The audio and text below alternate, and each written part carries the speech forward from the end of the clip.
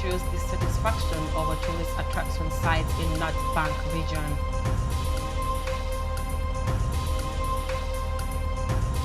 Senegalese experts are still investigating the cause of the mysterious disease that affected more than 600 people.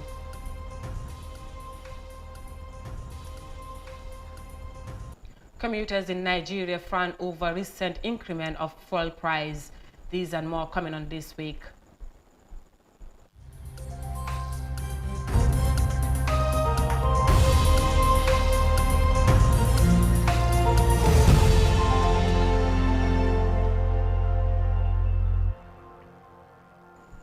Good evening, viewers. You're watching This Week with me, Sahna Tunkara, and to our main stories. The tourism minister, during his second day tour on Friday, visited Jufre Motel, the community arts and craft market, as well as the Kinte Kunda family of the late slave Kunta Kinte.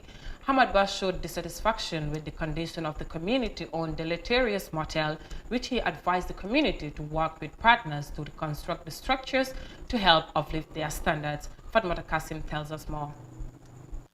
Honorable Ba advised Jufre community to work with the relevant authorities and tourism association to help get funding to build at least 3 structures at the motel in Kunta Kinte. Ba said the building of the structures for a start will give recognition to the place worldwide. Yes. But wanting it and getting it done is a different thing. Less with them, they will give you a sketch, a standard, draw you something that you can start from zero and move on. And we have a committee to work on that. Exactly. Yes, and work with the association. They can support you. The association can, what's the name of that? Yes, can support you so that you can come with something that is acceptable. This is not acceptable. This is no, we don't have to compromise our words. We should bring it down and don't license it. Let it not be licensed to operate. You come and see them. We start with 2 rooms, 3 rooms, and then we develop. So that anybody who comes here from any part of the world will, when he comes here, have a good image about this area, Kinta Kunte, and the entire Gambian tourism sector. Honorable Ba and delegation visited the community arts and craft market, which needs an urgent renovation, and the Honorable assigned his officials to help register it and provide funds to develop the market. The daughter of the late Binta Kinte, the last 7 generations of Kunta Kinte, a captive slave, Aja Mariama Wurending Fofana, said her home had been neglected. I am delighted over your visit. I am the daughter of the late Binta Kinte, but you need to talk to the tourist guide. Sometimes, when the tourists come, they don't allow them to get here, giving the excuse that the sun is hot or it is raining just for them not to get here. The tourism minister pledged to support the family and also advised the 2 communities of Albreda and Jufre to strengthen the unity among themselves to enable them achieve their desired goal in developing and regaining their olden glories. The chairman of the GT board, Bajfai, recalled a trip he made with Alex Haley to the United States, describing him as a man who accounts for his personal expenses and funded a $15,000 project for a construction of a mosque which could not be accounted for. Baj said since then, Alex stopped his plans to support the 2 communities. When I was visiting America with Alex Haley, we always had chit-chats. He said he was going to send a sum of $15,000.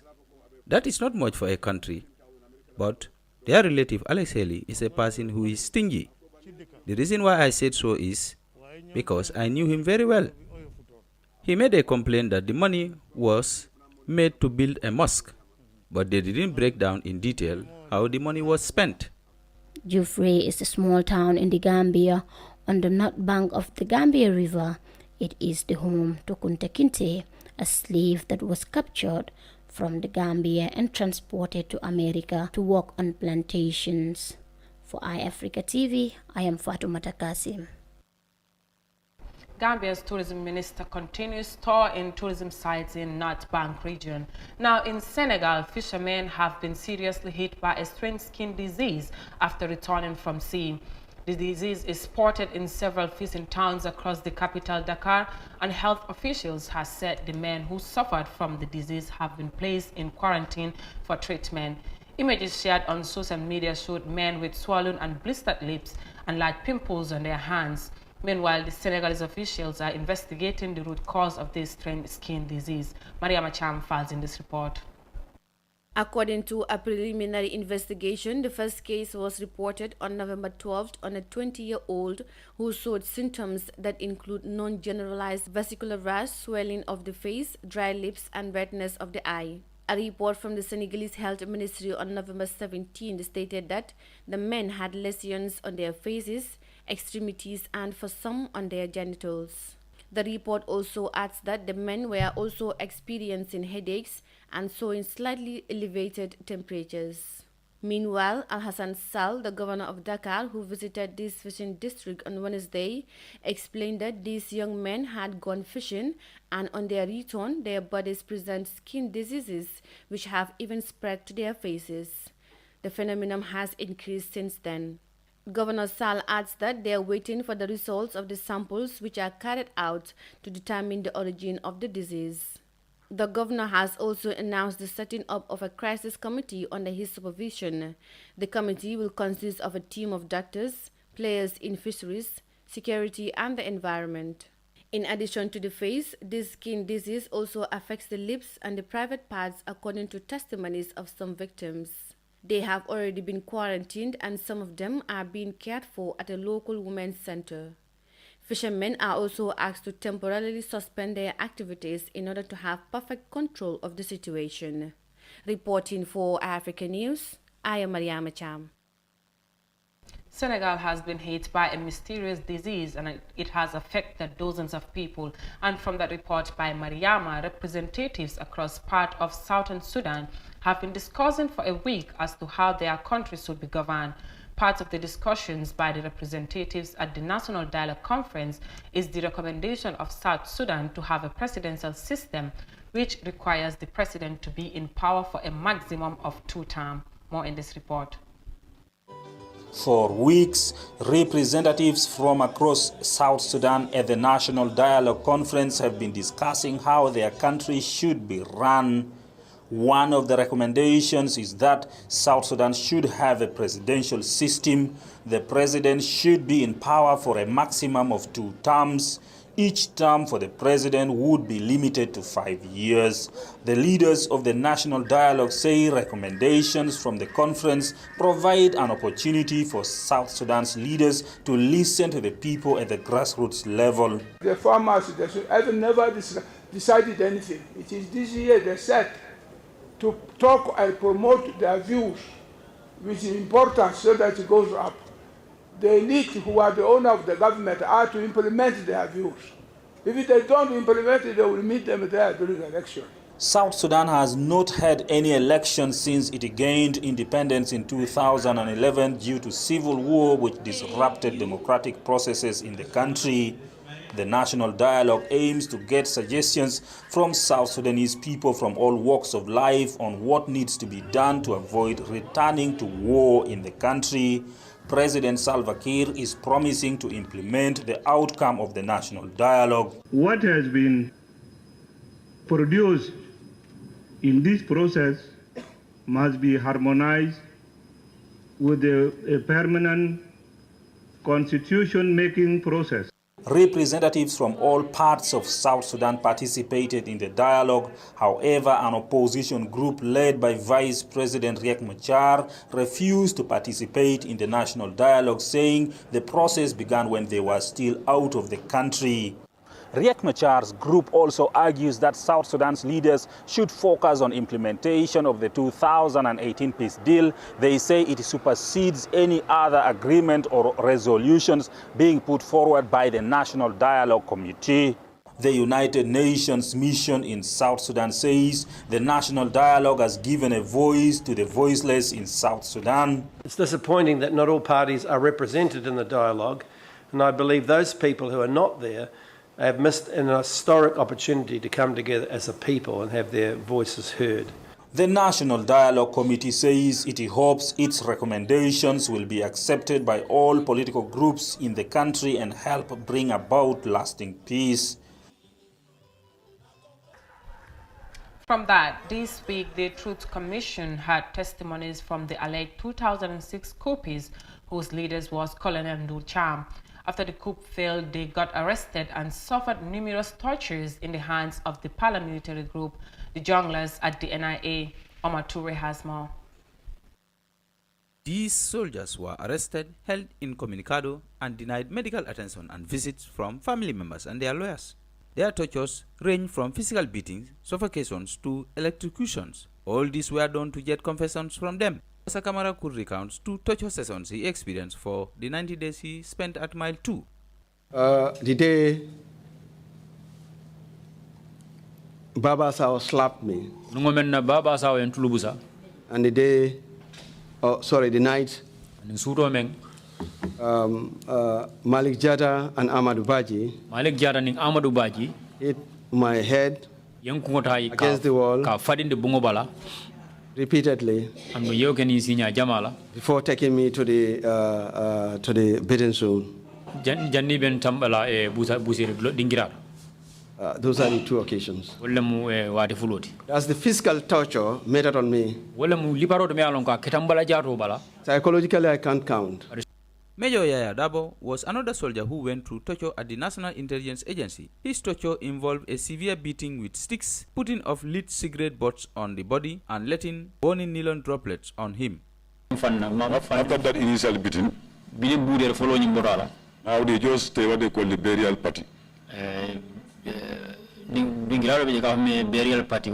you have these coconut palms or trees will be used, palms will be used. They will cut, they will trim it. Then 3 of them or 4. Then you lie down flat. Then they will beat you with that till it can't use to beat you again, broken down completely. They cannot be used to beat you anymore. Now they tell us move to the charity house. And that place, on that place, you have to roll. Yeah, that's why rolling this. Korea will take this plus Rambo. Jaju will take these wire coils. And stand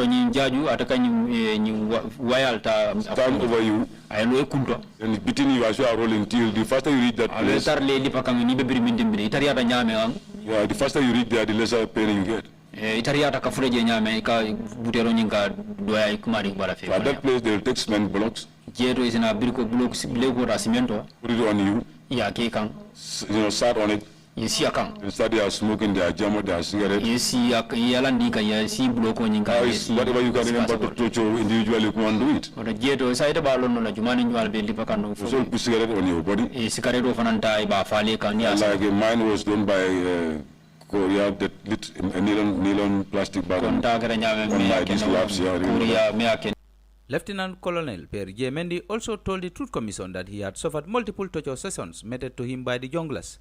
Even though he denied knowledge of the coup, but the paramilitary death squad tortured him, the Gambia's Truth Commission had on Thursday. So I saw Tumbul Tamba walking on his toes off the light, and then a plastic bag was put on my head.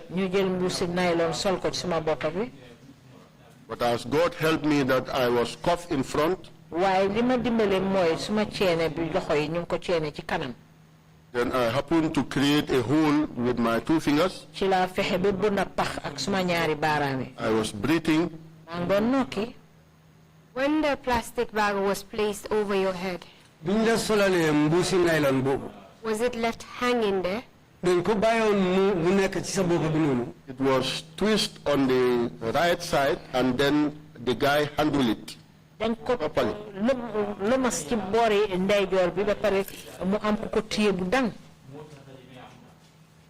So if I was not cuffed in front, I would have died. su fekkoon ne man ceene biñ ma def nekkutoon ci kanam ni kon dama dee. Because I was able to create a hole. Nik fexe woon naa ba def fa pax. That is how I was breathing. Ci laa mënoon di nokki. They used the electric wire. Ñu jël buumi courant bi. Put it on my head. Def ko ci suma boppa bi. And it was bright like daylight. Mu ngi leer nag comme bëccëg. It was just like when a welder man is welding an iron. Dafa mel ni welder man rek su fekkee ne mu ngi suule weñ. That is how you see the sparks. The investigative panel over the 2006 abortive coup was made up of personnel of the National Intelligence Agency, police officers, and the junglers, a death squad that carried out off-book operations under President Jammeh. In 2006, President Yahya Jammeh was on a 3-day visit to Mauritania, but returned home 24 hours later in the wake of reports of a coup plot by some military officers allegedly headed by the Chief of Defense Staff, Colonel Ndur Cham. The authorities arrested at least 27 army officers, senior civil servants and civilians suspected of involvement. The NIA director at the time, Daba Marena, and the Speaker of the National Assembly, Sirif Diba, were also rounded up and detained. This coup was the fourth attempt to forcibly topple Jammeh's government since he seized power in July 1994. For iAfrica TV, I am Omar Ahmad Toure. Alleged 2006 coupists recount horrifying tortures meted on them by the then junglers of Yahya Jammeh. We will now go with a short commercial break. More to come on This Week.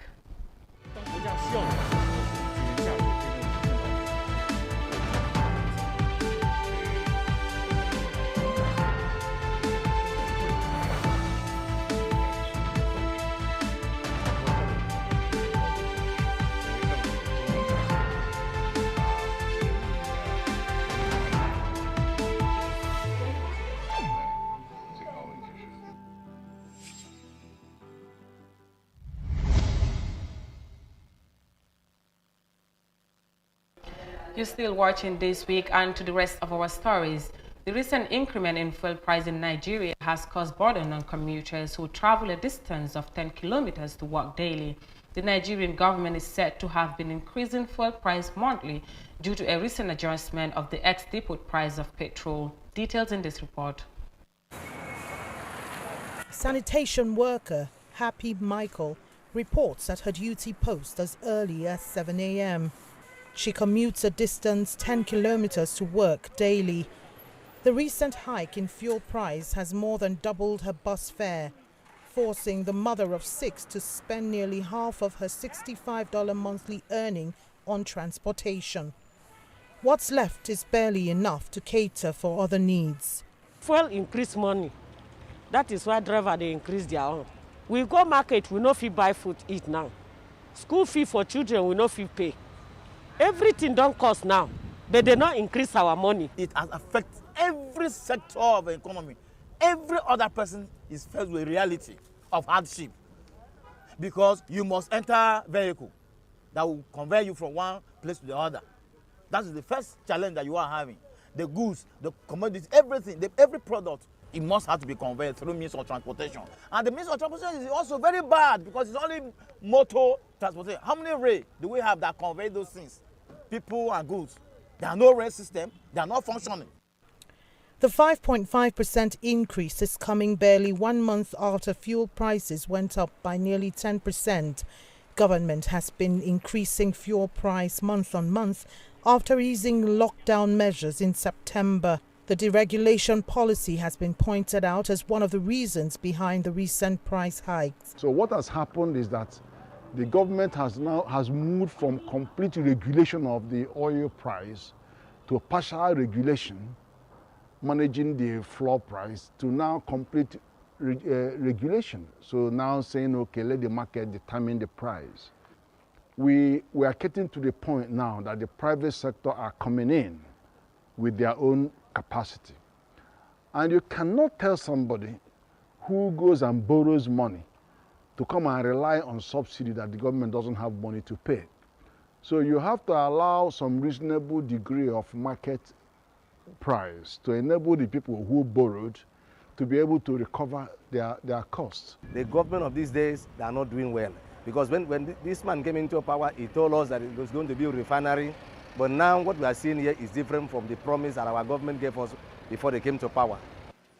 Despite being Africa's largest oil producer, Nigeria's refining capacity is very low. It hasn't exceeded 30% in the past 5 years, as its refineries are dated, and the nation depends largely on its crude for swap deals. Government says it hopes to revamp its refineries by 2023, but until then, the current forces surrounding the fuel export market will continue to determine the cost. Nigerians are dissatisfied over the increase of fuel price. Now, from that, as the world celebrates this year's antimicrobial resistance awareness along with the COVID-19 pandemic, the heads of the Food and Agriculture Organization of the United Nations, the World Organization of Animal Health, and the WHO has launched the new Health Global Leaders Group against antimicrobial resistance. DCC reports. Antimicrobial resistance is a neglected global health crisis that requires urgent attention and action. The continuous emergence of resistance to antimicrobials restricts the efforts and ability of healthcare workers to treat diseases and curb efforts to achieve universal health coverage, especially in the COVID-19 pandemic. However, the World Health Organization, with partners including the Food and Agriculture Organization, has launched a new One Health Global Leaders Group on antimicrobial resistance during Awareness Week. The group, which is meant to catalyze global attention and action to preserve antimicrobial medicines and avert the disastrous consequences of antimicrobial resistance, consists of members including heads of state, government ministers, and leaders from the private sector as well as civil society. The WHO boss, Dr. Tedros Adhanom Ghebreyesus, described the infection as dangerous, which threatens medical progress for a century. Antimicrobial resistance may not seem as urgent as a pandemic, but it is just as dangerous. It threatens to unwind a century of medical progress and leave us defenseless against infections that today can be treated easily. Antimicrobial resistance is making many infections harder to treat worldwide. WHO's latest reporting shows that the world is running out of effective treatments for several common infections. Misuse and overuse of antimicrobials in humans, animals, and agriculture are the main drivers of antimicrobial resistance, especially during COVID, where antibiotics are used to treat COVID-19 patients. The new Health Global Leaders Group, launched by WHO and partners, is expected to prioritize best practices to address antimicrobial resistance at global, regional, and national levels. During the current coronavirus pandemic, there are potential threats that could affect antimicrobial stewardship activities and drive antimicrobial resistance. Health officials highlighted that appropriate prescription and optimized use of antimicrobials guide the principal stewardship activities together with quality diagnosis and treatment, reduction and prevention of infections. For iAfrica News, I am DCC. That was all from me, Sohna Tunkara, and the rest of the team on this week's newscast. Good evening and enjoy the rest of the weekend.